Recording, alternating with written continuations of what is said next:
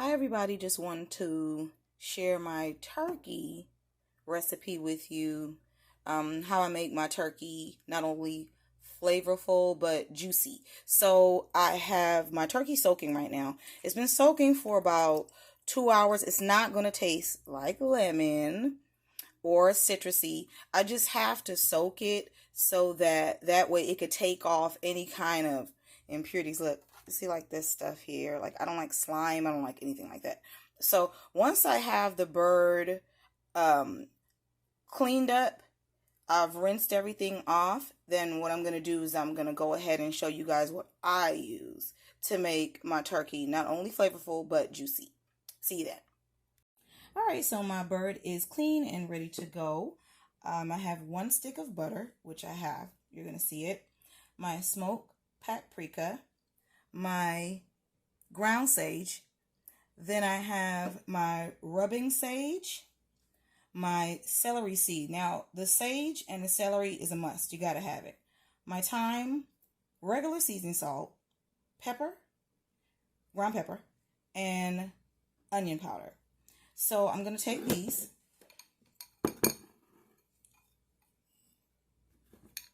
This is butter. It's not melted. It was hard, so okay. So I just take it. I mix everything together. And this is what I am going to rub my turkey down with.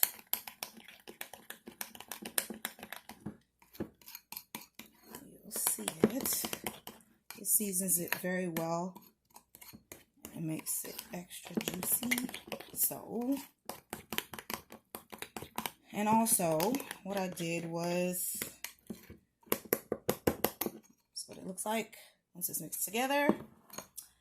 And I also grinded in this little grinder. Cooks. I've had this thing for like 6 years and it has not broken yet, so it's fine. I grinded red peppers, celery, a green pepper, and a red onion. All those ground up here. That'll go in. So I have my turkey here. Oh, what a disaster.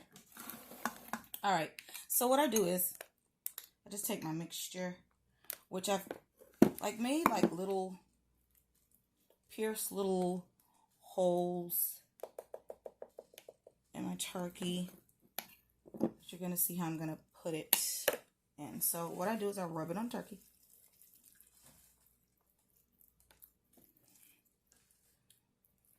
My hands are gonna get messy. I'm sorry, but I can't wear gloves. I gotta feel.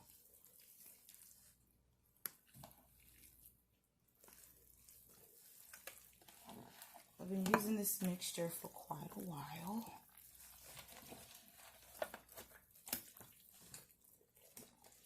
Like I said, it is gonna get messy.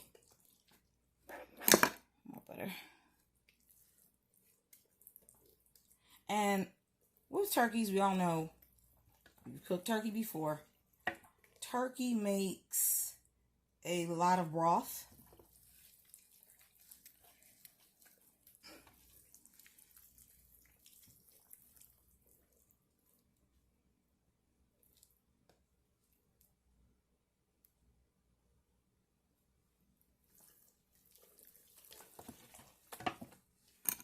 Alrighty, and it's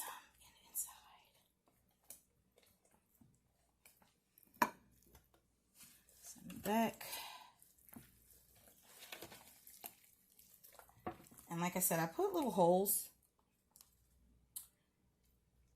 They're very, very small. You won't see them once the turkey is cooked.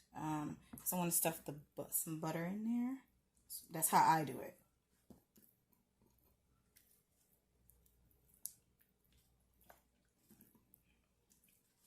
Don't worry about the messiness. It's the outcome.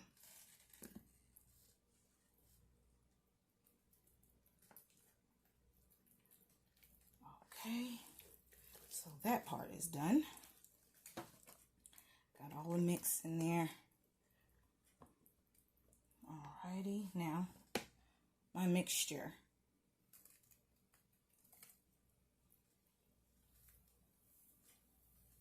Just remember, you want it flavored because all the broth that turkey gives off, it'll take away from some of the flavor. So you have to season your turkey well. Okay.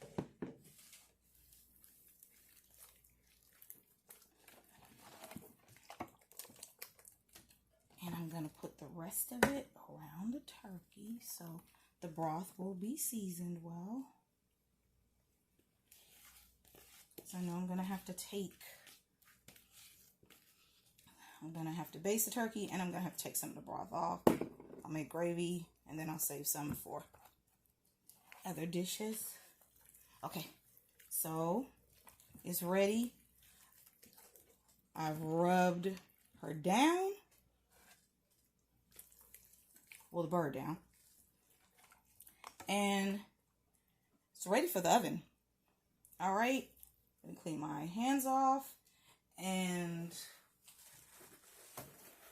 we will go from there in the oven. The next time you see this bird, it'll probably have a lot of broth, and I'll be basting it.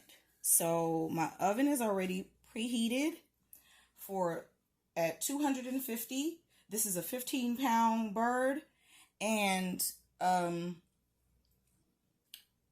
there's one more thing I'm forgetting. 15-pound bird. It's already preheated at 250, and I'm starting off with it set for 3 hours, but I know it's going to take longer than 3 hours. So I'll see you when I get halfway in the process. 2.5 hours in, and this is what it looks like. You see the broth that came off of the turkey? I'm sure there's much more.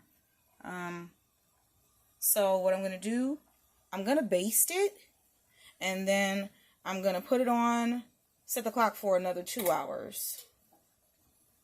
See you then. Alrighty, here it is. It's finished. It took 5 hours, but I did cook it on low. It's really tender. I can't put it on the turkey plate. What I'm going to do is I'm going to cut it up. I'm going to take the broth out so I could make the gravy, and it's done. If you have came this far in the video, please like, share, and subscribe. And remember, I appreciate you, and I'll see you next time.